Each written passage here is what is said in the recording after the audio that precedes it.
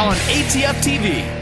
Any so-called identity that they can find through the media is pulling at them. A generation is under attack. She called me crying one night and she said, you know, there's something missing.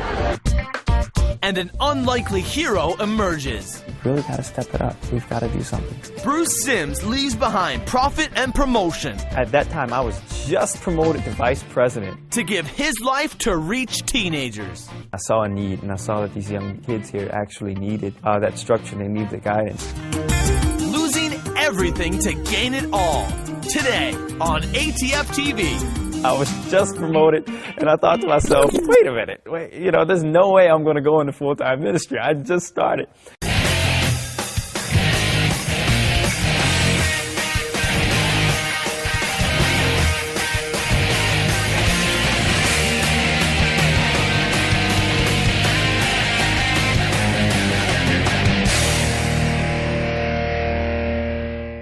Hi, welcome to ATF TV. I'm Ron Luce, your host, and I'm so glad you're here. We've got an exciting program for you today. I want you to encourage you to call your friends, your neighbors, your enemies, and tell them to watch as well.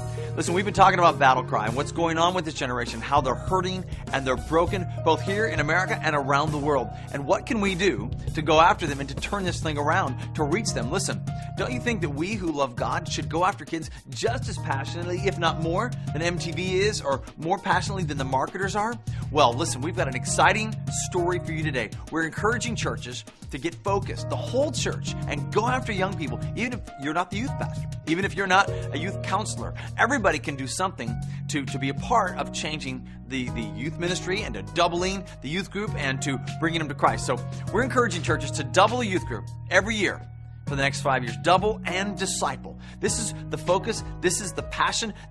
We've got the recipe. We're actually already seeing lots of churches begin to do it, of every kind. We got Baptist churches, Methodist churches, Presbyterian churches, all kinds of open Bible churches, Foursquare churches that have caught the vision saying, we want to go after young people. In fact, one of the largest Baptist churches in the nation here in America has proclaimed this year as the year of the student. And they're doing everything they can to go after young people. We put a whole package together called Double Vision, how to help the youth pastor get a vision and put a plan together to reach these kids. Now, you're going to see a story today of a young man who just felt the call of God to go into youth ministry, just started, came out of secular work. He got this whole Double Vision package. He went through the curriculum with him and his team, and an amazing thing began to happen. In just a few short months, this youth ministry that he just began to lead began to explode. Watch for yourself and see what happened.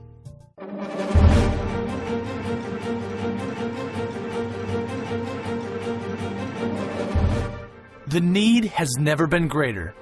Our heart breaks for a generation in triage. For Elevate Youth Ministries at In His Presence Church in Los Angeles, there was a crisis of connection playing out in front of their eyes every time their youth group met. If we had someone speaking, a lot of times they were just talking. I mean, people were sending text messages on their cell phone, and people were just falling asleep in the service. You know, during praise and worship, you know, the kids would just sit there with their arms crossed and just chewing gum and, you know, just talking to each other, literally just standing there holding the conversation, just not completely interested at all. What would it take to turn this situation around?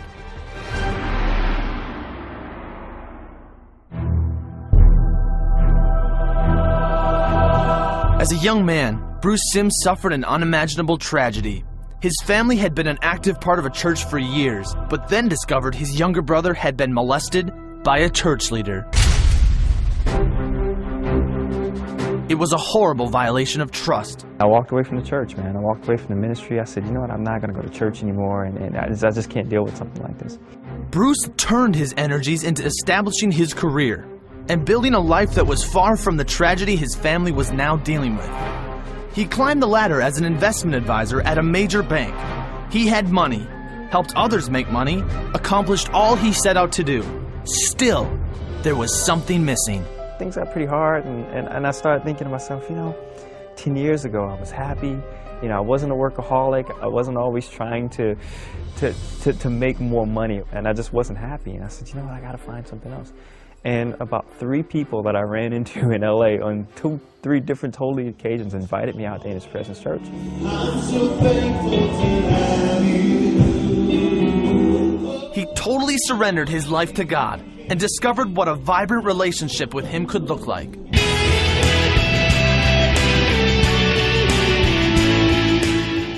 Fueled by his renewed relationship with Christ, Bruce and his wife Shawnee were sparked with a passion to serve the youth. The first time I came to volunteer, we took about 20 to 23 kids bowling.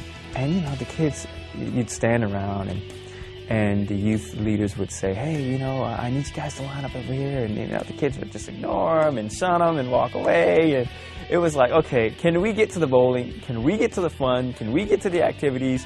Can we go back and open up the skate park? Where's the pizza? As reality set in, the desire to serve and problem solve to make the youth group effective grew. I saw a need, and I saw that the young kids here actually needed that structure. They needed the guidance.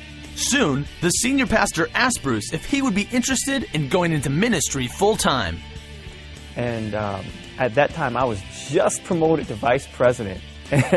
You know, my job was just promoted, and I thought to myself, wait a minute, you know, there's no way I'm going to go into full-time ministry. I just started. But at the same time, I was volunteering here, and I saw a need. Well, here I am, I'm at a crossroads. Do I take the money that was just offered for me as vice president, or do I trust God and allow God to be the provider of my needs according to His riches and glory? They offered him the job officially, and he kind of was like, yeah, you know, we had to pray about that. And we really prayed about it, and it was from God, so we took it. Now fully empowered and filled with God-inspired vision, Bruce began to assess the major obstacles that he faced. Obstacle number 1, a weak youth group structure. We'd have an average attendance about 22 to 23. I'll never forget one service, one of the youth came to me and she says, you know, Bruce, she says, when I first started coming here, I used to want to bring my friends to church, or I would want to bring my friends to the youth ministry.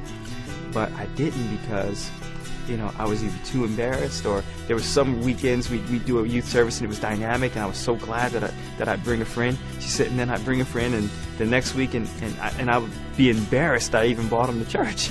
And she said, we didn't have any consistency. There wasn't as many like activities and events. It was sort of more like a, I don't know, hangout. Obstacle number 2, lack of adult support. I realized something. About half the adults here didn't even know we had a youth ministry. And I thought, that's got to be a huge problem. Obstacle number 3, only a handful of passionate youth. I think they were coming in for the wrong reason. I guess the best way to describe it is just chaotic.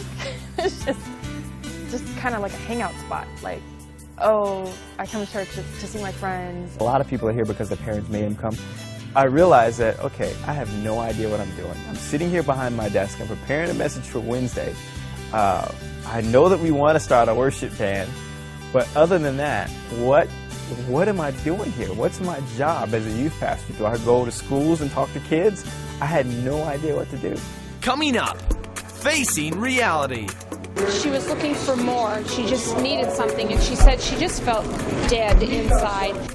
And finding solutions. Youth within the youth ministry are going to run the youth ministry, and that's one of the best, visions I've ever heard. When ATFtv continues. In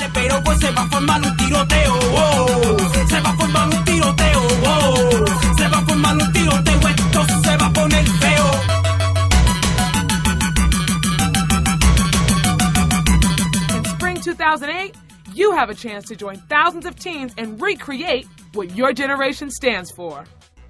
You know how I do, man. We're excited because we believe that this event will be catalytic and will send ripple effects throughout this generation and across the globe for the glory of God. God is moving powerfully among the teens and the youth leaders in New Jersey. God is bringing us together, and we're excited that God is going to